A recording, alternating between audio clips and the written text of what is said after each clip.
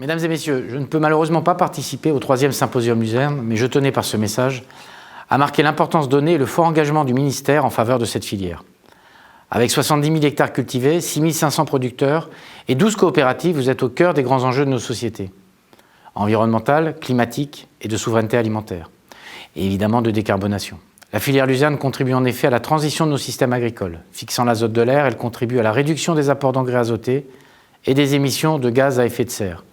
De plus, en adaptant certaines pratiques telles que les bandes non fauchées, elle est également favorable à la biodiversité. Je salue votre engagement à travailler avec les agriculteurs dans ce sens. Enfin, étant peu gourmande en eau, elle est aussi une culture d'avenir dans un contexte de changement climatique. La Luzerne est aussi au cœur de notre stratégie nationale en faveur du développement des protéines végétales lancée en décembre 2020. Elle contribue à l'indépendance protéique de nos élevages et de la France. C'est un enjeu majeur pour notre souveraineté alimentaire. La succession des événements auxquels nous sommes confrontés nous en rappelle toute l'importance. Nous en avons fait une de nos priorités.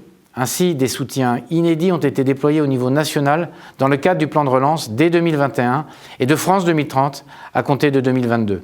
Parallèlement, nous avons décidé de doubler les aides couplées en faveur des légumineuses dans le cadre de la nouvelle programmation de la PAC pour atteindre une enveloppe de 237 millions d'euros par an à l'horizon 2027.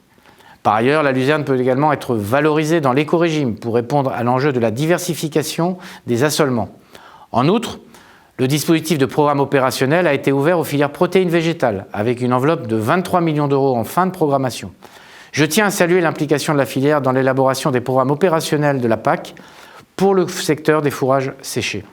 Cela a permis d'aboutir début 2024 à la reconnaissance de 2 organisations de producteurs. Piloté par France Agrimaire, un programme opérationnel est en cours de finalisation. La filière Luzerne a initié des travaux depuis plusieurs années pour relever l'ensemble de ces défis. Ainsi, le rapport de prospective filière Luzerne 2026 expose la vision, les grands axes de développement et les objectifs prioritaires pour la filière dans la période 2021-2026. La dynamique de structuration et de développement de la filière doit se poursuivre.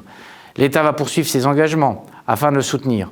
Ainsi, sur les 1,2 milliard d'euros de notre budget de planification écologique au niveau du ministère, 100 millions seront consacrés à la poursuite du déploiement de la stratégie nationale pour les protéines végétales.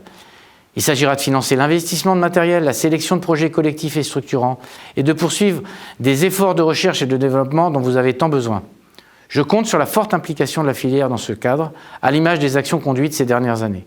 Je vous remercie pour votre engagement au service de notre souveraineté alimentaire et de l'autonomie de nos territoires en protéines végétales.